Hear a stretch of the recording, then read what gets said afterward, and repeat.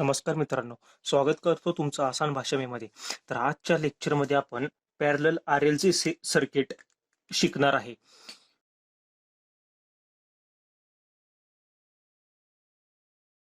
जसं इथे दिसतंय तुम्हाला पॅरलल RLC म्हणजे काय की RLC हे तिन्ही इलेमेंट्स आपण पॅरलल ड्रॉ केले. त्याच्या अक्रॉस एक मी व्होल्टेज सोर्स कनेक्ट केला VS. ठीक आहे.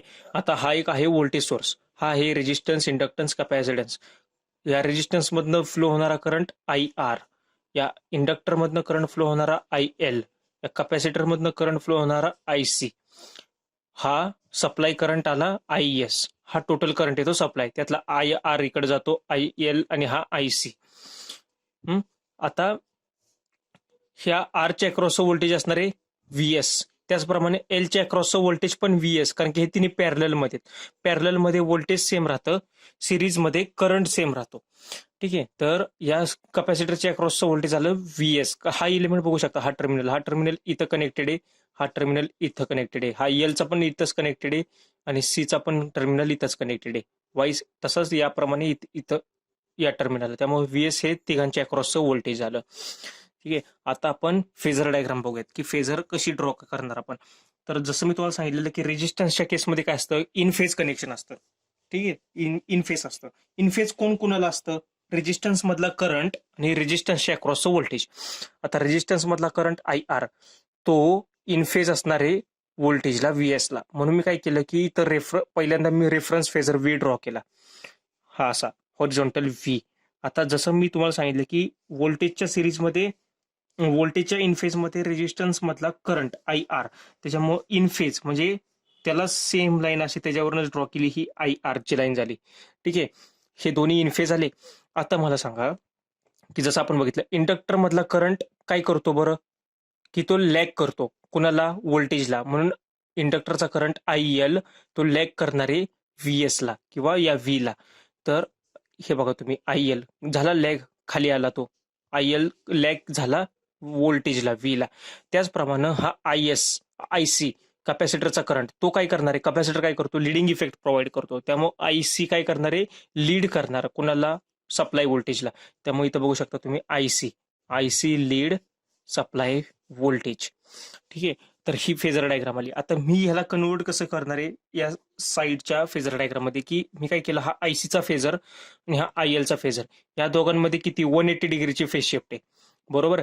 तर मी काय केलं, हा IC चा फेजर या खालच्या डायरेक्शनला मला आणायचा आहे. तर तो इकडे जर पॉझिटिव्ह असेल तर रिव्हर्स डायरेक्शनला तो निगेटिव्ह होणार. त्यामुळं सेम फेजर मी इकडे खाली ड्रॉ केल्यामुळं निगेटिव्ह झालं, म्हणून टोटल काय आला IL मायनस IC. हे आलं लक्षात.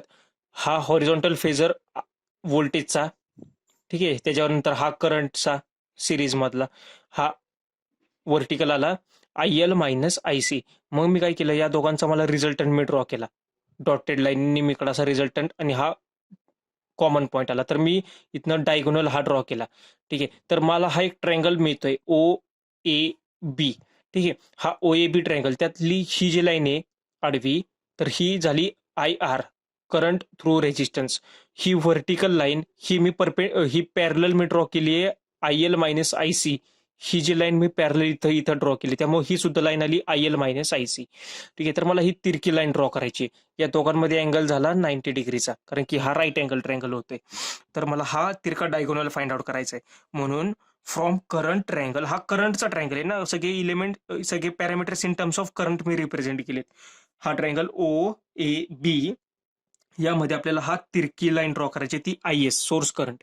ठीक आहे. तर IS square is equal to IR square plus IL minus IC whole square, म्हणजे पायथागोरसचं प्रमेय लावलं मी.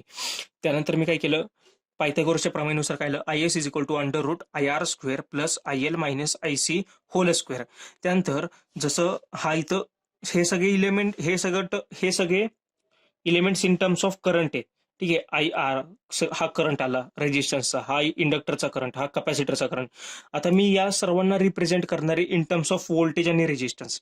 तर IR is equals to what, IR is V upon R. Current through resistance काय आपण दाखवतो, I is equal to V upon R, म्हणून इथं IR is equal to V upon R. त्याचप्रमाणे IL म्हणजे लाईन मधला करंट, त्याच्या अक्रॉसचं व्होल्टेज काय व्हीएस डिवायडेड बाय इंडक्टरमुळे तयार झालेला इफेक्ट एक्सएल म्हणजे इंडक्टिव्ह रिॲक्टन्स म्हणून व्ही अपॉन एक्सएल. त्याचप्रमाणे आयसी म्हणजे काय, आता या एल मुळे काय तयार होतो इथं एक्सएल, या सी मुळे काय तयार होतो एक्स सी. ठीक आहे, तर आयसी इज व्हॉट व्ही, ते आयसी म्हणजे सी करंट थ्रू कॅपॅसिटर. तो कसं काढणार, voltage across this capacitor divided by total reactance. Reactance काय असतो त्याचा एक्स सी म्हणून व्ही अपॉन एक्स सी. ठीक आहे, तर ह्या तिन्ही व्हॅल्यूज मी इथं पुट केल्या. ठीक आहे, म्हणून इथं काय V upon R square plus I L is what V upon X L, IC is what V upon X C. ठीक आहे, त्याचा स्क्वेअर केला इज इक्वल्स टू, मग ह्यालाच आपण काय लिहिलंय is equal to I S is equal to what V upon Z. Therefore आता झेडची व्हॅल्यू काय आली बरं. ठीक आहे, त्यावरनं मी आता एक लक्षात घ्या, I S is equals to what असणं व्ही अपॉन झेड. तर तो हा फॉर्म्युला ह्याच्यामध्ये मी व्ही आणि आरच्या व्हॅल्यू पुट केल्या, फक्त V upon R, V upon XL आणि व्ही अपॉन एक्स सी. हा आय एस, त्यानंतर मी काय केलं, हा झेड इकडे नेला आणि हा आय एस इकडे डिनॉमिनेटरला आणला, जसं तुम्ही इथं बघताय. I S is equals to V upon Z, therefore Z is equals to V upon I S. हा आय एस इकडे डिनॉमिनेटरला आला, देअरफोर व्हीचा व्ही ॲज इट इज ठेवला. आय एसची व्हॅल्यू आपल्याकडे आहे ना, ही व्हॅल्यू आहे आपल्याकडे. ठीक आहे, हा हा मोठा अंडर रूट, तर तुम्ही आहे तशी इथे व्हॅल्यू लिहिली, V upon R square plus V upon XL minus V upon X C whole square. ठीक आहे, तर हा झेडची व्हॅल्यू आली. ठीक आहे, तर ही मी आहे तशी. आता हा व्ही इथं आहे, इथं व्हीचा स्क्वेअर आहे, इथं व्ही त्याचा स्क्वेअर आहे, त्यामुळे मी इथनं स्क्वेअर मधनं या अंडररूटच्या बाहेर व्ही आणला, तर तो सुद्धा व्ही आला. ठीक आहे, तर तो व्ही आणि हा व्ही कॅन्सल झाला, त्यामुळे राहिलं काय one upon R, one upon XL, one upon X C, जसं जसं तुम्ही इथं बघू शकताय. ठीक आहे, तर हे समजलं तुम्हाला. हा व्ही इथं स्क्वेअर आहे ना आणि इथं स्क्वेअर रूट आहे, त्यामुळे व्ही स्क्वेअर जर स्क्वेअर रूटच्या बाहेर आलं तर व्ही राहतो फक्त. देअरफॉर हा व्ही आणि हा व्ही कॅन्सल झाला, म्हणून Z is equals to under root one upon R square plus one upon XL minus one upon X C square. हा झेड आला, मग मी काय केलं वन अपॉन झेड लिहिलं. ठीक आहे, हा झेड इकडे डिनॉमिनेटरला आला, तर ही टर्म पूर्ण इकडे जाणार, त्यामुळे under root one upon R square plus one upon XL minus one upon X C square. ठीक आहे, तर हे नुसतं आपण मॅथमॅटिकल डेरिव्हेशन केले, यामध्ये काही असं नवीन काहीच नाहीये, फक्त हा फॉर्म्युला इम्पॉर्टंट आहे की हा फॉर्म्युला आपण लिहिला. त्यानंतर या फॉर्म्युल्यावरून आपण व्ही अपॉन आरच्या टर्म मध्ये सगळं लिहिलंय, त्याला फक्त आपण कन्व्हर्ट केलंय, झेडची व्हॅल्यू फक्त फाइंड आउट केली. Z is equal to one upon हा पूर्ण व्हॅल्यू आली. मग झेडची व्हॅल्यू अशी आहे, तर मग झेडचा इनव्हर्स घेतला तर काय मिळतोय आपल्याला, तर झेडचा इनव्हर्स आपल्याला ही पूर्ण मोठी टर्म मिळते. तर हे आपण का शिकणार आहे हे मी तुम्हाला सांगणार आहे आता. तर वन अपॉन झेड म्हणजे काय की झेड म्हणजे नक्की काय म्हणतो आपण इम्पिडन्स. ठीक आहे, झेड म्हणजे म्हणतो आपण इम्पिडन्स. तर वन अपॉन झेड म्हणजे काय झालं, इम्पिडन्सचा रेसिप्रोकल झाला. ठीक आहे, रेसिप्रोकल ऑफ इम्पिडन्स. तर इम्पिडन्सचा रेसिप्रोकल काय असतो ऍडमिटन्स. ठीक आहे, हा इम्पॉर्टंट आहे, ह्याच्यावरती तुम्हाला एक 2018ला माझ्यामध्ये क्वेश्चन विचारलेला आहे ऍडमिटन्सवरचा. ठीक आहे, तर वन अपॉन झेड इम्पिडन्सचा रिव्हर्स झाला की तो ऍडमिटन्स होतो, तर तो ऍडमिटन्स झाला. त्याचं युनिट आहे मो किंवा सिमेन्स. ठीक आहे, त्याला मोने पण हे करतात, आणि त्याला रिप्रेझेंट करताना आपण इम्पिडन्सला जसं झेड दाखवतो तसं ऍडमिटन्सला आपण वाय ने डिनोट करतो. ठीक आहे, तर admittance is what it is a reciprocal of impedance. हे इम्पॉर्टंट आहे म्हणून इथं स्टार दिलेत मी. ठीक आहे, त्याचं युनिट आहे सिमेन्स, हे सुद्धा विचारलं जातं, किंवा त्याला मोने पण आपण दाखवतो. ठीक आहे, त्याचं वायने त्याला डिनोट करतो, Y is equals to one upon Z.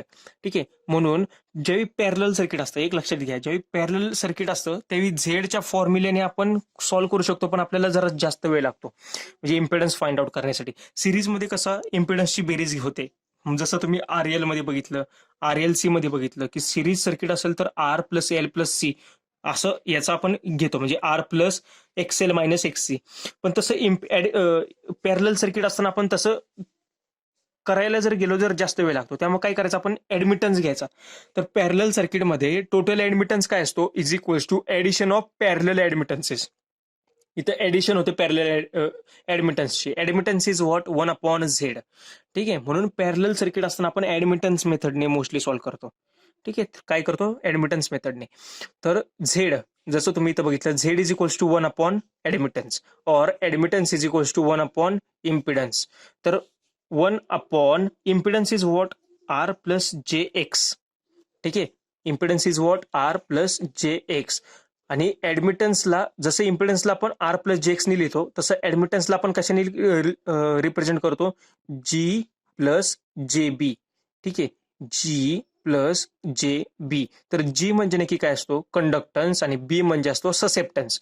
म्हणजे इम्पिडन्स जर बनलेला आहे रेजिस्टन्स आणि रिएक्टन्सचा, तर ऍडमिटन्स कशाचा बनलेला आहे, कंडक्टन्स आणि ससेप्टन्सचा. तर हे तुम्ही नोट डाऊन करून घ्या व्यवस्थित, कारण की यावरती क्वेश्चन विचारलेला आहे तुम्हाला ऍडमिटन्सचा.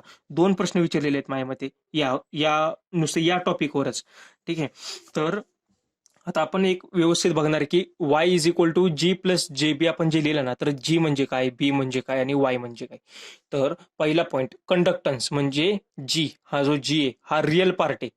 ठीक आहे, इम्पिडन्सचा रिअल पार्ट काय असतो, रेजिस्टन्स, आणि इम्पिडन्सचा इमेजनरी पार्ट असतो रिएक्टन्स. त्याचप्रमाणे ऍडमिटन्सचा रिअल पार्ट असतो जी म्हणजे कंडक्टन्स, आणि ऍडमिटन्सचा इमेजनरी पार्ट असतो बी म्हणजे ससेप्टन्स. तर ऍडमिटन्सचा रिअल पार्ट म्हणजे कंडक्टन्स आहे, हा बघणार आहे. तर जीला आपण कंडक्टन्सला आपण जी ने डिनोट करतो. तो काय नक्की, G is what, it is a reciprocal of R. ठीक आहे, G is a reciprocal of R. Symbol आहे त्याचं G. Therefore G is equals to 1/r. त्याचं युनिट काय, मो, आणि त्याला सिमेन्सनी सुद्धा आपण त्याचं हे करू शकतो, रिप्रेझेंट करू शकतो, त्याला सिमेन्स सुद्धा म्हणतात. ठीक आहे, तर आरचा फॉर्म्युला काय, ओहम्सच्या लॉनुसार V is equal to I into R. Therefore R is equal to V upon I. ठीक आहे, तर जसं आरचा इन्व्हर्स आपण जी म्हणतोय, तर ह्याचा इन्व्हर्स होणार ना, तर G is equal to I upon V. हे पण छोट्या न्यूमेरिकल मध्ये हे सुद्धा विचारलं जाऊ शकतं की G is what I upon V, म्हणजे आरचा उलट करायचं. ठीक आहे, हे इम्पॉर्टंट आहे. आणि कंडक्टन्स म्हणजे नक्की काय राहतं की रेजिस्टन्सचा रेसिप्रोकल. रेजिस्टन्स काय करतो बरं, oppose the flow of current, करंटच्या फ्लोला अपोज करतो. मग कंडक्टन्स काय करणार, करंटच्या फ्लोला अपोज नाही करणार, की तो जास्त करंट फ्लो झाला पाहिजे. म्हणजे कंडक्टन्स काय सांगतो की त्या एखाद्या मटेरियलमधनं किती करंट फ्लो होतोय ते सांगण्याचं काम कंडक्टन्स करतो. म्हणजे ती ॲबिलिटी, करंट फ्लो करण्याची ॲबिलिटीला कंडक्टन्स म्हणतात. ठीक आहे, तर हे समजून घ्या, हे इम्पॉर्टंट आहे. कंडक्टन्स म्हणजे रेसिप्रोकल ऑफ रेजिस्टन्स, रेजिस्टन्सच्या रिव्हर्समध्ये. तर आता ससेप्टन्स आपण बघूयात. Susceptance is what, susceptance is given by B and it is reciprocal of X. हा जो एक्स आहे इमेजनरी पार्ट, इम्पिडन्सचा इमेजनरी पार्ट जो एक्स आहे त्याचा रेसिप्रोकल म्हणजे बी असतो. तर सिम्बॉल त्याचा बी आहे, युनिट त्याचं म्हो किंवा सिमेन्स आहे. B is equals to 1/x T. T म्हणजे टोटल रिएक्टन्स. रिएक्टन्सचा रिव्हर्स असतो, रेसिप्रोकल असतो ससेप्टन्स बी. तर रिएक्टन्स मध्ये आपले 2 प्रकार असतात. रिएक्टन्स मध्ये पहिला रिएक्टन्स कुठला, इंडक्टिव्ह रिएक्टन्स असतो, आणि दुसरा असतो capacitive reactance. Therefore B is equals to 1/xl. तर 1/xl ला आपण कसं लिहितो, XL is what 2πf into L. 2 into pi into frequency into inductance. त्यामुळं 1/2πfl. हा यावरचे विचारतात छोटे छोटे क्वेश्चन्स, की आपल्याला एल दिलेला असतो, इंडक्टन्स दिलेला असतो, फ्रिक्वेन्सी 50 हर्ट्ज सांगितलेली असते, आणि नंतर ससेप्टन्स काढा. तर ससेप्टन्स इज व्हॉट 1/xl. मग 1/xl is what 2πfl. Similarly B is equal to 1/xc. ठीक आहे, मग XC is what capacitive reactance. Capacitive reactance is given by 1/2πfc. म्हणून हा 1 तो इथं ऍज इट इज घेतला, आणि एक्ससी म्हणजे काय असतो 1/2πfc. मग हा न्यूमरेटरला गेला. Therefore B is equal to 2 into pi into F into C. ठीक आहे, तर हा एक इम्पॉर्टंट आहे. सिमिलरली या टाईपचा पण क्वेश्चन विचारला जाऊ शकतो. तर आता आपण बघितलं कंडक्टन्स आणि ससेप्टन्स. आता आपण बघणार आहे इम्पिडन्स ट्रँगल जो आपण बघतो झेडच्या फॉर्ममध्ये. तर तो कसा असतो, इथं आर घेतो, हा अँगल थिटा आहे ना, तर थिटाच्या लगतची बाजू असते आर म्हणजे रेजिस्टन्स, त्याच्या अपोजिट बाजू असते रिएक्टन्स, आणि जो ट्रँगलचा जो डायगोनल असतो तो असतो इम्पिडन्स. सिमिलरली ही बाजू असते जी कंडक्टन्स म्हणजे रेसिप्रोकल ऑफ आर. त्यानंतर हा जसा वरती आपण वेक्टर काढलाय तसा हा वेक्टर खाली डाऊनला येतो, तो असतो बी म्हणजे ससेप्टन्स, आणि डायगोनल तिरका म्हणजे Y is equals to admittance. ठीक आहे, तर या ऍडमिटन्स ट्रँगलवरनं हा थिटा आहे. तर जर पायथागोरसचं प्रमेय जर मी तर लावलं, वाय इज इक्वल टू काय येणार, Y is equal to G square plus B square. ठीक आहे, तर बी बी आपण झेडच्या वेळी काय करायचो, R square plus XL minus XC square असं करायचो ना आपण. तसं इथं काय येणार, बीएल मायनस बीसी किंवा बी स्क्वेअर आणि त्याला अंडर रूट टाकलं तर Y is equals to G plus J B is equals to under root G square plus B square at an angle tan inverse of B upon G. ह्याच्यामध्ये cos theta काय येणार आहे बरं, cos theta घेताना आपण काय करतो, लगतची बाजू भागिले कर्ण, लगतची बाजू जी भागिले हायपोटेनस डायगोनल, तर तो वाय आला. आणि टेन थिटा काय येणार आहे बरं, बी अपॉन जी, म्हणून इथं आलं थिटा म्हणजे tan inverse of B upon G. ठीक आहे, तर झेडच्या वेळी काय घेतो आपण, आर प्लस जे एक्स, तसं वायच्या वेळी आपण काय घेतो, जी प्लस जे बी. जी म्हणजे कंडक्टन्स, बी म्हणजे ससेप्टन्स. ठीक आहे, आणि ह्याला मॅग्नेट्यूड फॉर्म मध्ये घेताना ह्याचा स्क्वेअर आणि ह्याचा स्क्वेअर करायचा, दोघांची बेरीज आणि त्याला अंडर रूट टाकायचं, तर तो आपला आला मॅग्नेट्यूड फॉर्म मधला वाय ऍडमिटन्स. तर आता आपण एक क्वेश्चन बघूयात की हा क्वेश्चन इम्पॉर्टंट आहे, याच्यामध्ये सर्व कॉन्सेप्ट क्लिअर केलेत. ठीक आहे, question is what, 1 kilo ohm 142 milli henry coil and 160 microfarad capacitor are connected across 240 volt 60 hertz. Calculate impedance of parallel RLC circuit and current drawn from supply. आता इथं parallel RLC circuit, मग मी पहिल्यांदा R, L आणि C हे काढलं. R ची value काय दिली आपल्याला, 1 किलो ओहम दिली, तिथे लिहिली. एल ची व्हॅल्यू दिली 142 milli henry, 142 milli henry. C ची व्हॅल्यू दिली 160 मायक्रोफॅरेड, 160 मायक्रोफॅरेड.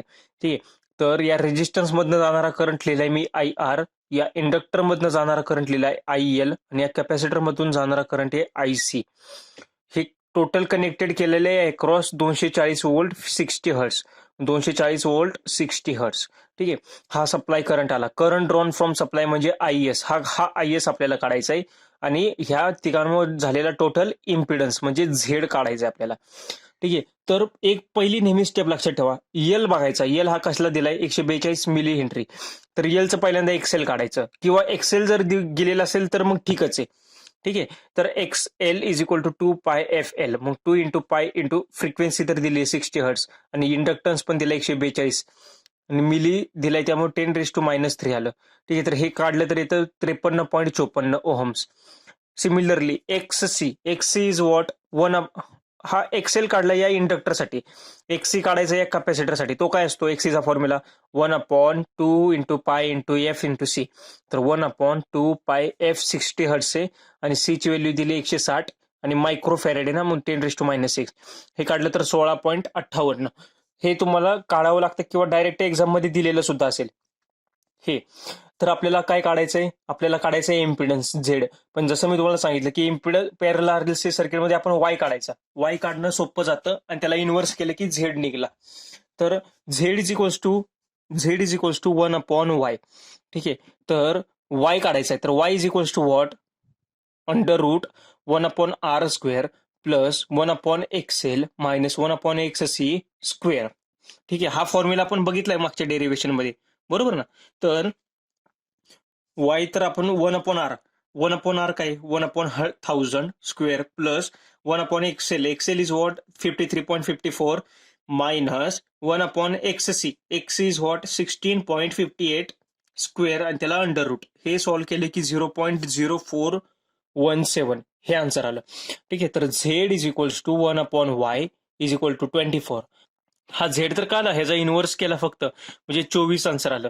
तर हा इम्पिडन्स या तिघांमुळे टोटल इम्पिडन्स किती आलाय आपल्याला, 24 ओहमचा आपल्याला अडथळा येतोय, इम्पिडन्स आहे. तर हा करंट, इथला करंट किती येणार की हे व्होल्टेज डिवायडेड बाय ह्या सगळ्यांमुळे तयार झालेला इम्पिडन्स, तर तो या सगळ्यांमुळे झालेला इम्पिडन्स किती, 24 ओहमचा. म्हणून I S is equal to V upon total impedance Z, मग 240 भागिले 24 इज इक्वल टू 10 एम्पियर्स. तर सप्लायचा करंट आला आपला 10 एम्पियर्स. तर हे तर आपलं आन्सर झालं. आपल्याला हेच विचारलेलं की आय एस वगैरे विचारलेलं आपल्याला काढायला. तर आता आपण काय करू, एक्स्ट्रा इन्फॉर्मेशन बघूयात काय निघते का. तर एक्स्ट्रा आपण काय काढू शकतो, आय आर, या रेजिस्टन्स मधनं जाणारा करंट, तो कसा काढणार, 240 वोल्ट डिवायडेड बाय हा रेजिस्टन्स किती आहे, 1K म्हणजे 1000, 240 भागिले 1000 इज इक्वल टू 0.24. ठीक आहे. हा आय एल काढायचा आहे. आता आय एल कसा येणार, व्होल्टेज डिवायडेड बाय एल नाही, व्होल्टेज डिवायडेड बाय एक्सेल, त्याचा रिएक्टन्स. त्याचा रिएक्टन्स काय 53.54. तर I L is equal to V upon XL is equal to 240 divided by 53.54 is equal to 4.48 amperes. तर आता आयसी कसा काढणार, V upon X C 240 divided by 16.48 म्हणजे 14.5. तर आता हे असं नाहीये बरं का, की जसं आपण RLC सिरीज सर्किटमध्ये बघितलं V R plus V L plus V C is equal to V S, तसं नाही. आता तुम्हाला असं वाटेल हा आय एस म्हणजे I R plus I L plus I C या तिघांची बेरीज is equal to I S आला पाहिजे. तसं नाहीये. हे तुम्ही बघू शकता इथनं. हा 0.24 आहे, हा 4.48 आहे आणि हा 4.5 आहे, 14.5 आहे. तर हे असं नाहीये. ठीक आहे. आपण ह्याची वेक्टर घेत म्हणजे रूटमध्ये आपण हे करतो ना, जसं सिरीजमध्ये व्होल्टेजचं करतो तसं पॅरलमध्ये करंटचं. म्हणजे हा फॉर्म्युला जसं तुम्ही फेजर डायग्राम मध्ये बघितलं असेल, I S is equal to under root I R square plus I C minus I L whole square. म्हणजे हा आय आर काय, तुम्ही वाटल्यास या व्हॅल्यू ह्याच्यामध्ये टाका. आय आर ची व्हॅल्यू ही, आय एल ची व्हॅल्यू ही, आय सी ची व्हॅल्यू ही. तुम्ही आय एस बघा, तर आय एस तुम्हाला 10 एम्पियर्स मिळेल. ठीक आहे. म्हणजे या फॉर्म्युलेने काढायचं आपल्याला. बेसिक सिंपल डायरेक्ट फॉर्म्युला नाही वापरायचा की केसीएलचा I S is equal to I R plus I L plus I C, तसं नाही होत. ठीक आहे. तर या 3 व्हॅल्यू सुद्धा आपण फाइंड आउट करू शकतो. तर हे इम्पॉर्टंट आहे. ठीक आहे. तर हा क्वेश्चन तुम्हाला समजला असेल. आपण नेक्स्ट लेक्चरमध्ये आणखीन यावरचे क्वेश्चन्स डिस्कस करूयात. ठीक आहे. थँक्यू.